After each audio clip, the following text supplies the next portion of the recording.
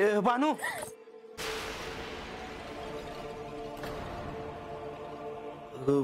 काय ग तू काय बघितलंस? काय म्हणजे तू अशी आबाळातनं उडत उडत हळू बोल बा ऐकल. म्हणजे आज्याला ठाव नाही का तू वाढत नाहीस ती? वय त्याला काय बी ठाव नाही आणि त्याला हे बी ठाव नाही का मला उडत जाता येतं ते. बानू कसं काय तुला हे जमत? अरे देवांनी मला या खडावा दिल्या आहेत. देवानी? बरं या अगोदर का मला धावल्या नाहीस? तर तुला कशा पाय धावायच्या? असं ग काय करते आज? अगोदी की मला खडावा.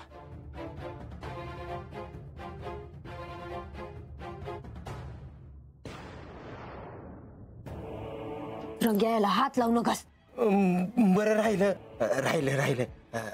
बानू गावा तरी या खडावा मला बी दे की, म्हणजे म्या बी असं उडत उडत येईन. ना येड लागलं आहे का? अरे देवांनी दिला आहेत मला या खडावा. देवाने? म्हणजे तुझ्या लग्ना अगोदर ह्याच खडावा घालून तू देवासनी भेटायला जायची वय? तरी मी विचार करतोय चंदनपुरी कुठं जेजुरी कुठं देवांसंग भेट होती कशी? तर अशी लय विचार करू नकस, जा आता घरला. होय जातो. बर कुणाला काय बी सांगू नकस. मी कुणासने काही सांगणार नाही, पर अजून दुसरं कोणी बघितलं असेल तर? हा अजून कोणी बघितलं? कोणी बघितलं नाही ग, पर जर कोणी बघितलं असेल तर? ते म्या बघल. आणि आजा? म्या सांगल बाला काय ते, जा ना तू. बरं मला काळजी वाटत होती म्हणून आलो होतो म्या. येतो म्या. बरं ऐक, बाला काय बी सांगू नकस. हा जा.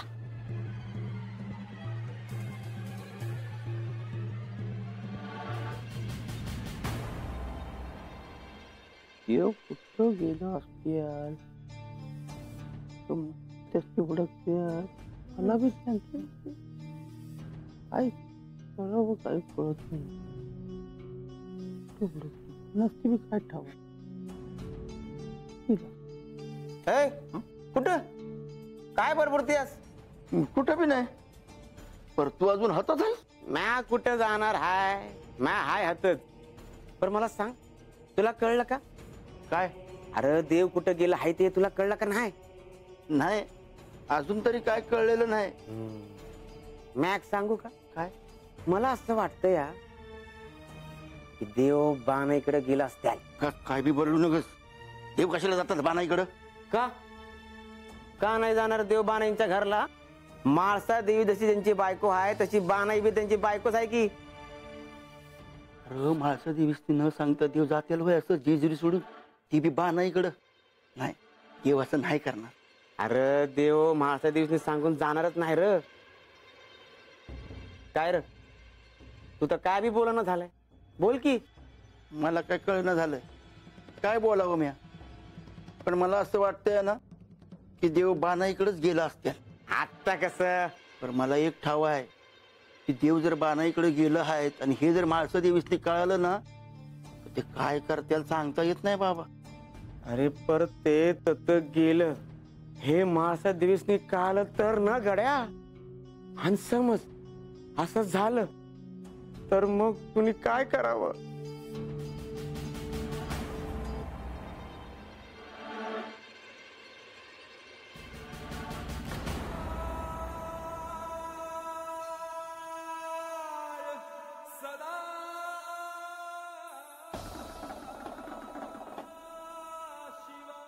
थांबा.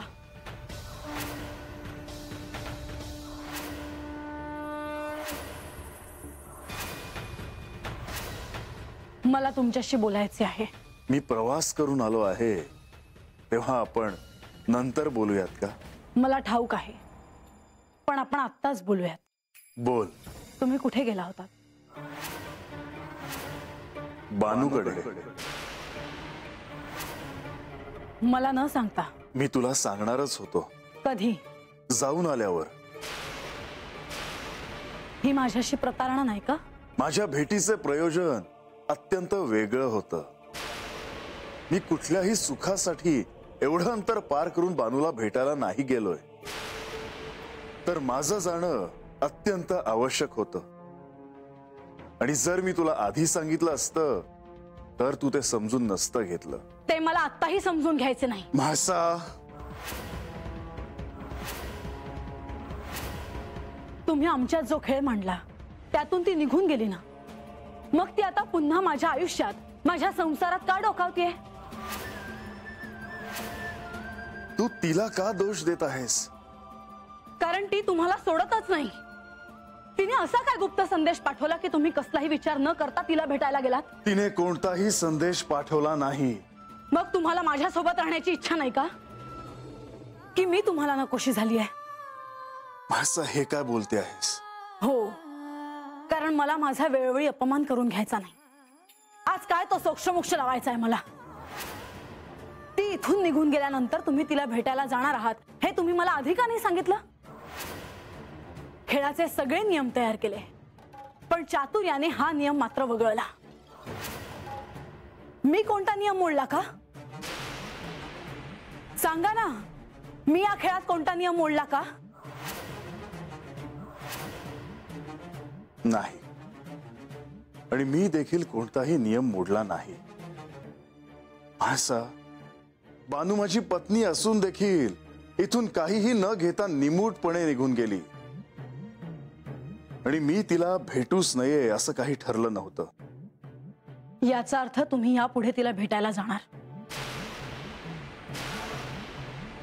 होय.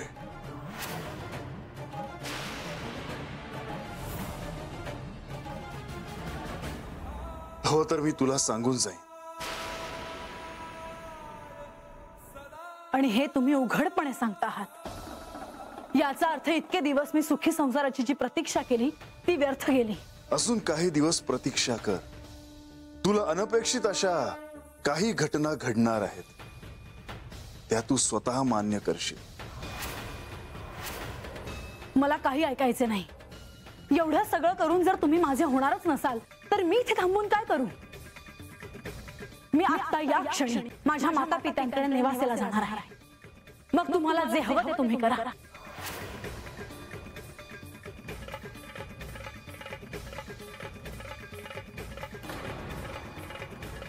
मला सोडून जाऊ नकोस माणसा. सोडा मला. मला काही ऐकायचे नाही. आतापर्यंत मी तुमच्या शब्दांवर विश्वास ठेवत आले, पण माझ्यासोबत जर असे कटकारस्थान होणार असेल तर मला चालणार नाही. आता मला कोणत्याही आश्वासनांवर विश्वास नाही. देवी,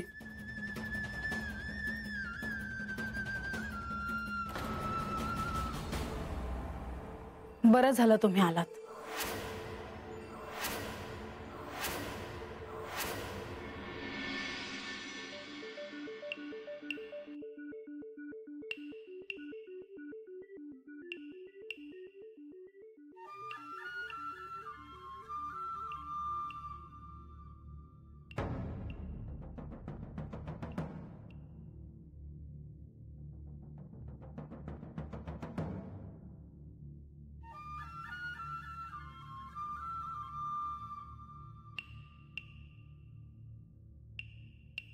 ठीक आहे आता.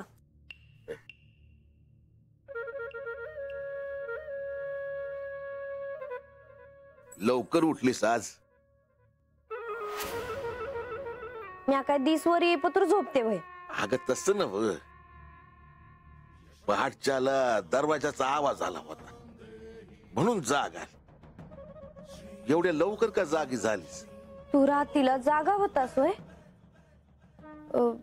बाहेर तर नाही आलास ना?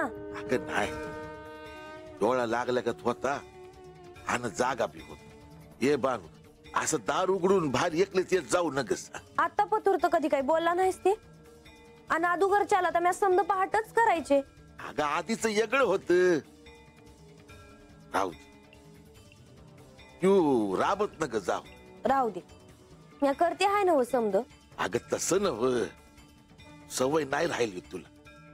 अवघड जात असता म्या बी यो इशे उगाच काढला बघ. आता नाही म्हणतोस तर डोसक्यात तर तेच चालू आहे तुझ्या. बानू एक विचारू का? हम्म.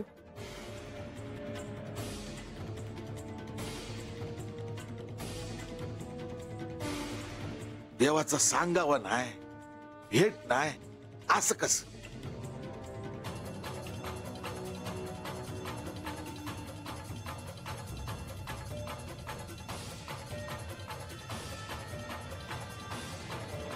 अगं काय विचारतोय म्या?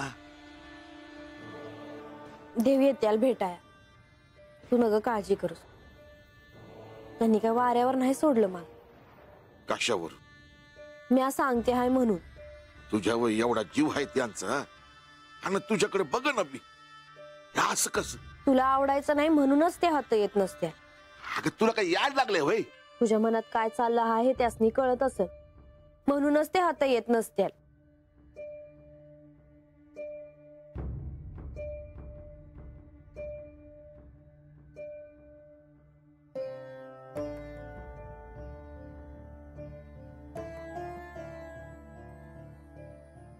बराबर बोलते आहे ना उम्या. भक्तानं देवावर रागव नाही का?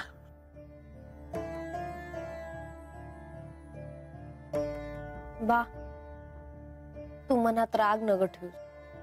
झालं गेलं ते समज इसरून जा. मग बघ देवांची तुझी भेट नक्की होईल. कशावर? तू रागवणार नाहीस ना? अगं बोल की आता. जीव नका खाऊ माझा. ते महाराज आलं होतं ते आठवतंय का?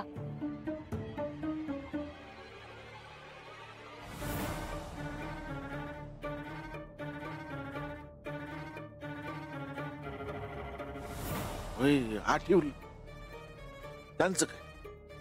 हे महाराज म्हणजेच नारद मुनी होते. अगं काय सांगतेस काय तू? वय देवांचा सांगावा घेऊन आले होते. आणि हे तू आता सांगतेस होय? अरे तुला आवडायचं नाही म्हणून ते रूप पालटून आलं होतं. अगं, माझा कुणावर बी राग नाही बघ. तुझी काळजी आहे मला, दुसरं काय बी नाही.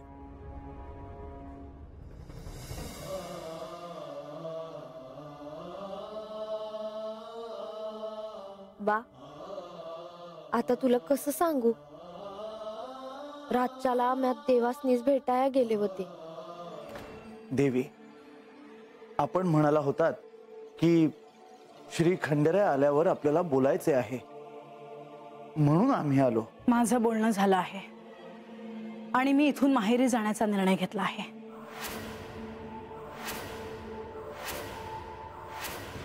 म्हाळसाहेब, मला ठाऊक नाही की तुम्हा दोघांमध्ये काय बोलणं झालं आणि मला तुमची बाजू देखील पटते, परंतु असा निर्णय घेण्याआधी तुम्ही पुनर्विचार करावा असं मला वाटतं. मी विचार केला आहे देवी.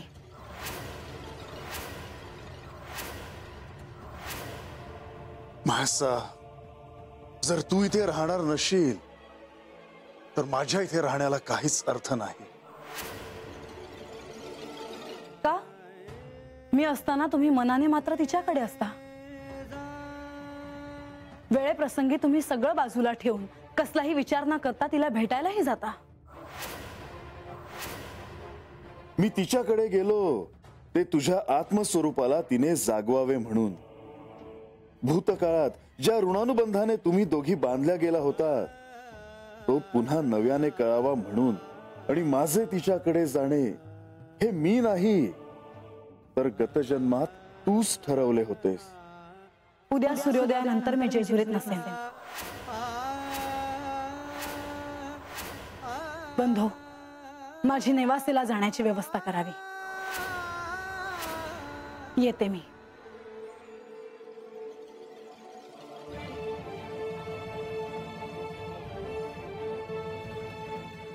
देवी, आता ह्या प्रसंगात श्री म्हाळसा देवींना थांबवण्याचं दायित्व तुमच्यावर आहे.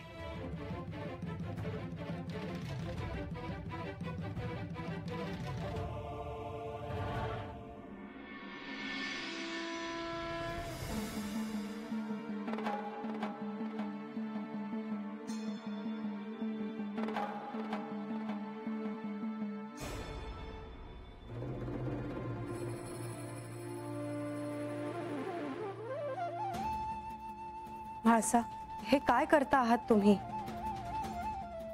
प्रस्थानाची तयारी. मी नेवासेला जाते आहे. घडलेल्या प्रकारानं तुम्ही अस्वस्थ आहात हे मला ठाऊक आहे म्हाळसा. श्री खंडेराय तुम्हाला न सांगता बानूकडे गेले हे तुम्हाला आवडलेलं नाही. हो, म्हणूनच मी हा निर्णय घेतला आहे देवी. एवढं सगळं होऊनही यांनी बानूकडे जावं.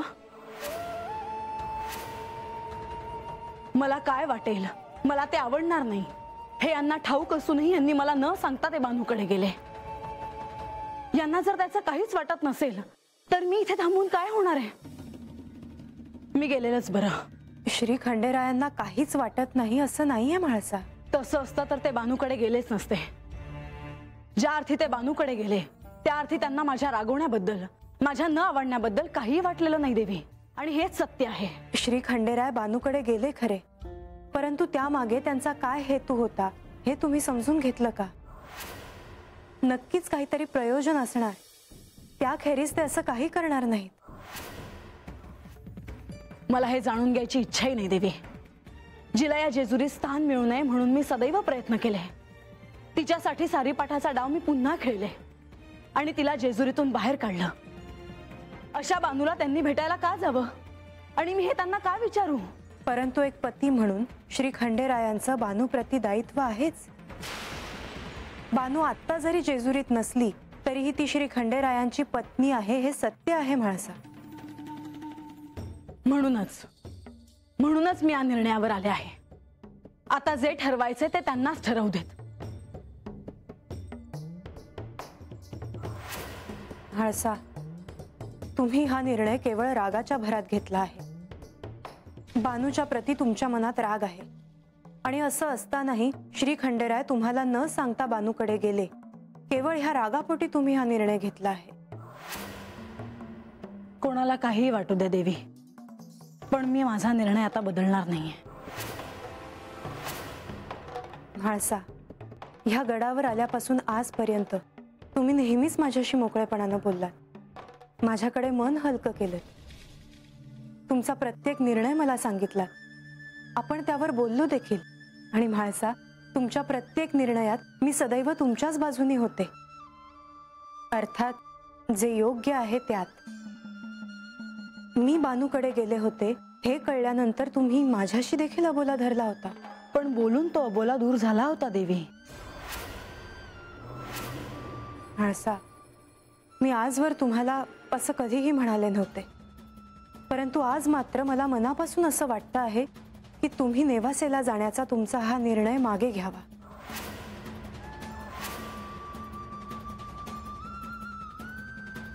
म्हाळसा, तुमचा विश्वास आहे ना माझ्यावर? हो देवी. या जेजुरी गडावर तुमच्याशिवाय माझं मन अजून कोण समजू शकतं? मी अजून कोणाशी काय बोलणार? मग माझं ऐका. नेवासेला जाऊ नका.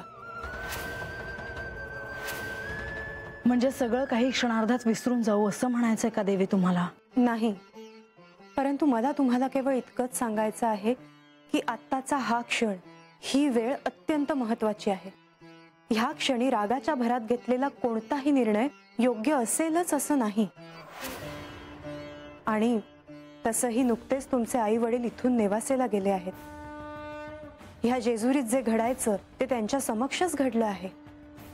आणि अशा वेळी तुमच्या अशा येण्यानं त्यांना आश्चर्य वाटणारच.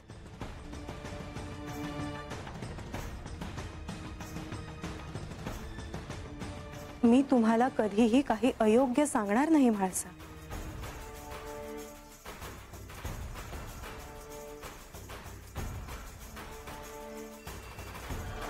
देवी, केवळ तुम्ही म्हणता आहात म्हणून मी माझा निर्णय मागे घेते आहे.